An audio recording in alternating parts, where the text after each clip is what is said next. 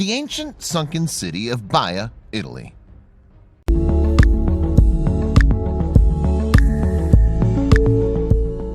If these ruins from this once beautiful city could speak to us, what stories would they tell us about the inhabitants?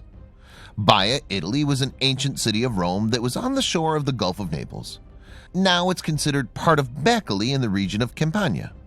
From 100 BC to 500 AD, the extremely rich and elite were the ones who had built luxurious villas in the area, and Baia was one of these resorts that stood for centuries.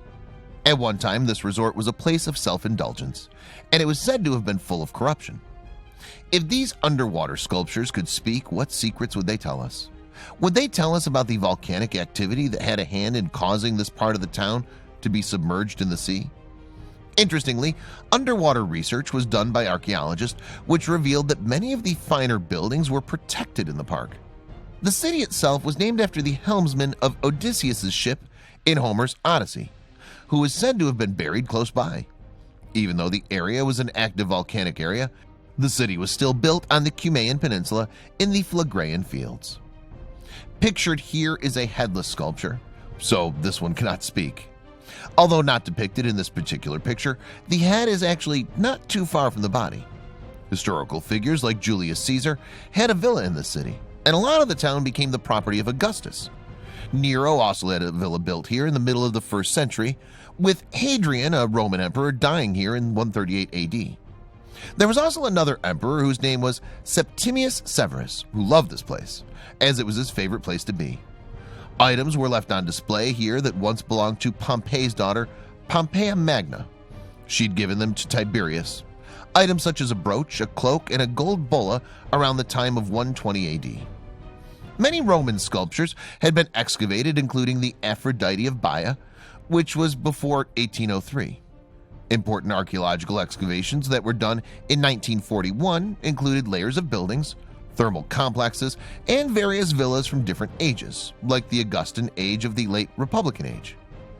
The ground was lowered below sea level in 2 phases. The first phase was between the 3rd and 5th centuries, and then submerged more substantially a century later. By the 8th century, the lower part of the city was largely submerged by the sea. Plaster casts of Hellenistic sculptures were discovered in the cellar of the Baths of Cassandra, which are now being displayed at the Archaeological Museum of the city.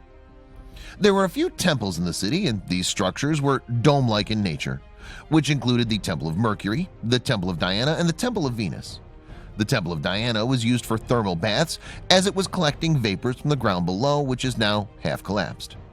The Temple of Mercury had a 71-foot dome, which is the largest in the world, constructed of large tough blocks, and has a central hole in the dome. It was and is used to enclose the cold pool of the public baths. The Temple of Venus was shaped like an octagon, sunken in the ground 3 meters in diameter, having 8 large arched windows with a balcony overlooking the pool. Scipione Mazzella claimed he found the statue of the goddess there. The Villa of the Ambulaccio looks over the sea with 6 terraces connected to each other by several sets of staircases. The last staircase leads to the Sector of Mercury. With an extraordinary view of the Gulf below, there's a long corridor that has 2 naves on the 2nd terrace.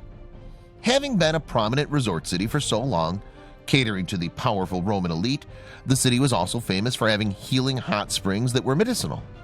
Because these springs were all around the city, it was easy to build spas over them. As beautiful as this underground city was, it didn't last, as the Saracens sacked it in the 8th century, and by 1500, the only remains were abandoned. Once the place was abandoned, the water level rose because of volcanic action and drowned most of the ancient ruins.